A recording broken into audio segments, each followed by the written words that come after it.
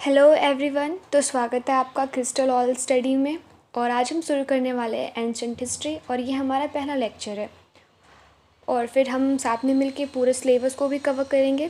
तो शुरू करने से पहले मैं आपको ये बता दूँ कि हम हिस्ट्री जब भी पढ़ेंगे ना तो थेमेटिकल वे में पढ़ेंगे, ना कि केवल डेट एंड टाइम पे फोकस करेंगे।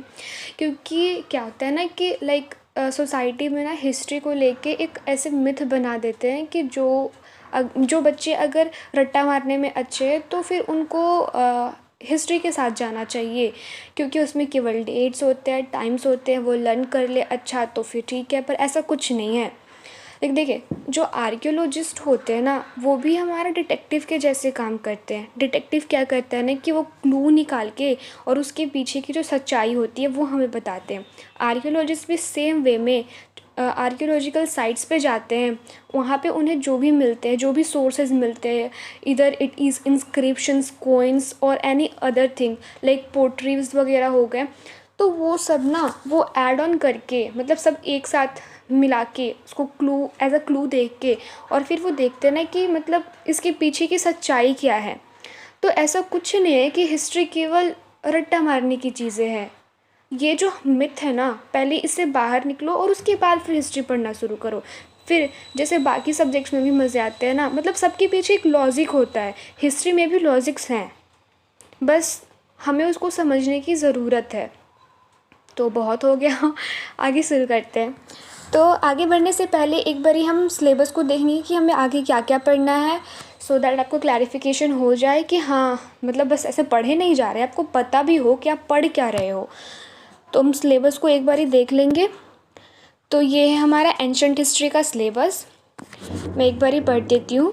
पहले हम पढ़ना है हमें pre historic period, then Indus valley civilization, Vedic culture, Mahajanapada period, religious movement, modern period, post Maurya, Gupta period, Sangam period and then Vardhana dynasty.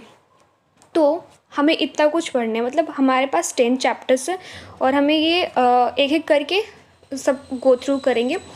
तो पहले हमें पढ़ना है प्री हिस्ट्रिक। सबसे पहला बात, जो बस बोल देना उस पर मत जाओ, उसके पीछे के रीजंस को देखो कि वो ऐसा क्यों बोल रहा है, या फिर अगर कोई कुछ बता देता है, मतलब कोई भी हो तो उसको देखो। जैसे कि हमारा ये पहला जो चैप्टर है प्री हिस्ट्रिक पीरियड, तो इसमें इस वाले पीरियड को प्री हिस्ट्रिक क्यों बोला गया, इसके पीछे भी तो रीज़न होगा और हमें ज़रूरत है उसी को फाइंड आउट करने की। तो पहले मैं एक बार एक टाइमलाइन के थ्रू समझा देती हूँ, फिर उसके बाद आगे चलेंगे। तो शुरू होता है हमारा 2 मिलियन ईयर्स अगो से। तो हमारा 2 मिलियन ईयर्स अगो से हम जब भी देखेंगे तो हमारे पास है जैसे कि उस वक्त के समय को पैलियोलिथिक कहा गया या फिर स्टोन एज भी कहते हैं, और इसी पीरियड को कहते हैं प्री हिस्ट्रिक पीरियड, जो ओरिजिन से शुरू होता है। अभी जो स्टोन एज है वो 3 पार्ट में डिवाइडेड है, पैलियोलिथिक, मेसोलिथिक एंड नियोलिथिक। तो जो पैलियोलिथिक का समय है वो 2 मिलियन ईयर्स अगो से 12,000 तक का जो समय है उसको पैलियोलिथिक कहते हैं। अब देखो पैलियोलिथिक में भी सब डिविजन्स है, अपर पैलियोलिथिक, मिडिल एंड लोअर, उसको भी देखेंगे अभी आगे चल के। पहले इसको एक बारी कर लेते हैं। तो 2 मिलियन ईयर्स अगो से मैंने अभी बताया कि 12,000 तक को पैलियोलिथिक कहते हैं, देन 12 से लेके 10,000 के समय को मेसोलिथिक कहते हैं, एंड 10 वाले समय को कहते हैं नियोलिथिक। उसके बाद जब भी 6,000 का आता है तब वहाँ आता है चैल्कोलिथिक।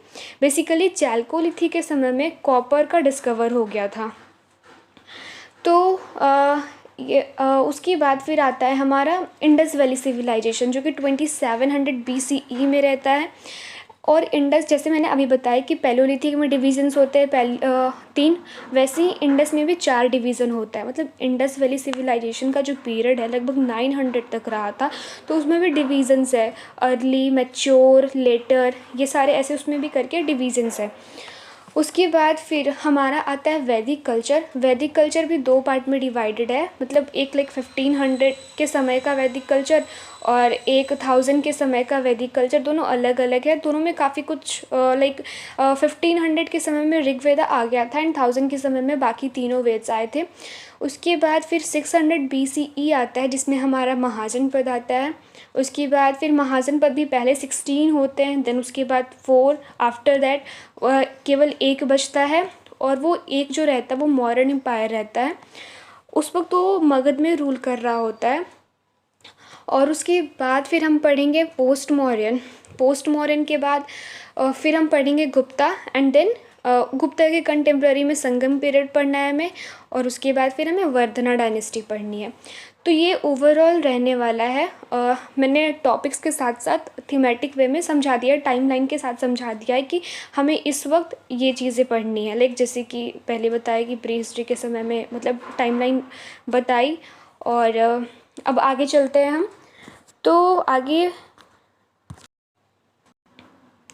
तो अब थोड़ा ना ऐसे हम टुकड़ों में इसको पढ़ लेते हैं। जैसे कि पैलियोलिथिक। पैलियोलिथिक जो वर्ड है वो एक ग्रीक वर्ड है। पैलियो का मतलब होता है स्टोन एंड लिथिक का पैलियो का मतलब होता है ओल्ड एंड लिथिक का मतलब होता है स्टोन। तो अगर ओवरऑल टोटल इसका देखें ना तो इसका मतलब हो गया ओल्ड स्टोन। इसका ड्यूरेशन मैंने पहले बता रखा था, 2 मिलियन ईयर्स अगो से 12,000 तक का है। देन उसके बाद इसके सब डिविजन्स भी हैं। और फिर ऐसे कहा जाता है ना कि ये ना ह्यूमन हिस्ट्री का 99% केवल पैलियोलिथिक में कवर हो जाता है, ऐसा कहा जाता है। फिर हम पढ़े जैसे मेसोलिथिक है, तो मेसोलिथिक का मतलब होता है मिडिल स्टोन एज, और ये 12,000 से 10,000 के बीच का होता है। मेसोलिथिक के समय में ना काफ़ी ज़्यादा चेंजेस आया था इन्वायरमेंट में। लाइक उसके क्लाइमेटिक, उस वक्त में क्लाइमेटिक कंडीशंस चेंज हो गए थे, इन्वायरमेंटल चेंजेस आया था।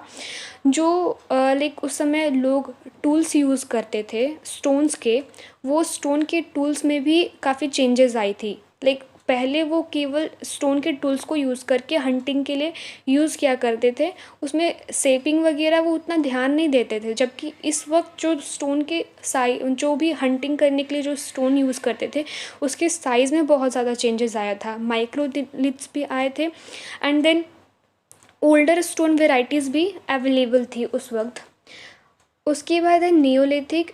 इसका मतलब होता है न्यू स्टोन एज एंड नियोलिथ, क्योंकि मैंने अभी बताया कि मेसोलिथिक के समय में इन्वायरमेंटल चेंजेस आ गया था। इसके पहले हर वक्त हर जगह बस ठंड होती थी। जब भी इन्वायरमेंटल चेंजेस आए मेसोलिथिक में, तो धीरे धीरे वेजिटेशन ग्रो होना शुरू हो गया, एग्रीकल्चर धीरे धीरे स्टैब्लिश होना शुरू हो गया, क्योंकि ये वार्म कंडीशन आ गया। मतलब लाइक उसके चेंजेस के बाद ना shift to relative warm conditions आ गए थे। उसकी वजह से ग्रासलैंड आ गया, और फिर नंबर ऑफ़ एनिमल्स भी इंक्रीज़ हो गए। और जो हंटर गैदरर्स हुआ करते थे उस समय में, उनमें भी बहुत सारा चेंजेस आया, क्योंकि उन्हें जब क्लाइमेटिक कंडीशंस चेंज हुए तो वो फूड हैबिट्स को, जो एनिमल्स होते थे उनके फूड हैबिट्स को वो जान पाए कि कौन सा एनिमल है जो दूसरे छोटे एनिमल्स को खाता है, और ऐसे कौन से एनिमल है जो प्लांट्स को खाते हैं। तो उन्हें भी बहुत कुछ इस वक्त सीखने मिला था जब भी क्लाइमेटिक चेंजेस आया था। उसके बाद फिर वो ब्रीडिंग सीजन्स को भी जाने, और फिर धीरे धीरे वो हर्डिंग, फिशिंग, ये सब कुछ करने लगे थे। उसके बाद अब हम पढ़ लेंगे थोड़ा पैलियोलिथिक साइट्स के बारे में। तो हमारे पास पैलियोलिथिक साइट्स में बहुत सारे साइट्स हैं, लाइक जैसे कुरनूल जो है, वहाँ से हमें एस के रिमेन्स मिले थे। इससे हमें ये पता चलता है कि उस वक्त एस का तो मतलब वो जो थे हंटर गैदरर्स थे, उन्हें पता था कि आग कैसे जलाई जाती है, उन्हें उनके बारे में नॉलेज था, तभी तो हमें एस के एविडेंसेस मिलते हैं। फिर हुंसगी एक जगह है जहाँ पे बहुत सारे क्वांटिटी में स्टोन टूल्स मिले हैं। फैक्ट्री कम हैबिटेशन साइट्स मिला है। देखो फैक्ट्री कम हैबिटेशंस क्या होता है ना, कि जब हंटर गैदरर्स ऐसे जगह पे रहते थे जहाँ पे उनको स्टोन ईजिली अवेलेबल हो, मतलब उस जगह के पास, और वो स्टोन का ऐसे यूज़ करके हंटिंग के लिए यूज़ कर सके, मतलब कि वहाँ पे वो रह भी रहे हैं और वहाँ से वो अपना टूल्स भी बना रहे हैं एक जगह पे ही रह के। तो वैसे साइट्स को कहते हैं फैक्ट्री कम हैबिटेशन साइट। तो हुंसगी में वो भी मिला है। और फिर लाइमस्टोन के भी टूल्स मिले हैं वहाँ पे। भीमबेटका जो कि मध्य प्रदेश में है, वहाँ पे ना पेंटिंग्स मिले, वो भी स्टिक पेंटिंग मिले हैं। इसका मतलब कि उन्हें इसका पता था कि पेंटिंग्स क्या होते हैं, मतलब उन्होंने ड्रॉ करने की कोशिश की थी और बहुत हद तक सही भी किया था। फिर एक पटने है, ये महाराष्ट्र में है, और यहाँ से हमें ऑस्ट्रीज के होने के एविडेंसेस मिले हैं, और एक सेल्स भी मिला है, बीड मेकिंग के भी चीज़ें मिली है। और देन फिर उसके बाद हम अब नियोलिथिक साइट्स को देख लेते हैं। हमारा जो नियोलिथिक साइट्स है उसमें जैसे मेहरगढ़ है, मेहरगढ़ बलूचिस्तान में है, बेसिकली ये प्रेजेंट डे पाकिस्तान में है। तो यहाँ पे हमें वीट के और कॉटन के एविडेंसेस मिले हैं, साथ ही साथ मड ब्रिक होम्स भी मिला है। बुरजोहम एक साइट है जो कि कश्मीर में है, और ये भी एक नियोलिथिक साइट्स है। यहाँ पे हमें पीट्स मिले हैं, डोमेस्टिकेटेड डॉग्स मिले हैं। एक बात और बताना चाहूँ कि स्टोन एज में है ना, जब ही हंटर गैदरर्स एनिमल्स को डोमेस्टिकेट करना शुरू किए थे, तो सबसे पहला जो जानवर था ना, वो डॉग का एंसेस्टर ही था, जिसको उन्होंने ऐसे डोमेस्टिकेशन और टेमिंग करना शुरू किया था। उसके बाद हमें बोन्स मिले हैं एंड वेपन्स भी मिला है, टूल्स भी मिले हैं। देन आते हैं गुफराल, जो कि कश्मीर में है। यहाँ पे हमें क्या क्या मिला, यहाँ पे हमें कल्टीवेटेड क्रॉप्स मिले हैं, रेज डोमेस्टिकेटेड एनिमल्स मिले हैं, और हमें bone and use both bone and polish stone tools and weapons मिले हैं, मतलब लाइक पॉलिश्ड मिले हैं। चिरान जो कि बिहार में है, यहाँ पे हमें मिले हैं बोन्स एंड वेपन्स। पिकलिकल कर्नाटका में प्रेजेंट है, एंड यहाँ से हमें कैटल हर्डर्स मिलते हैं, सीप कोट्स और कैटल भी डोमेस्टिकेट किया गया था यहाँ पे। और यहाँ पे भी हमें एस मॉन्ड्स मिलता है, मतलब यहाँ पे भी हमें एस के रेमेंट मिलते हैं। तो आज के लिए हम इतना ही रखते हैं, फिर नेक्स्ट सेशन में नेक्स्ट टॉपिक करेंगे। So thank you.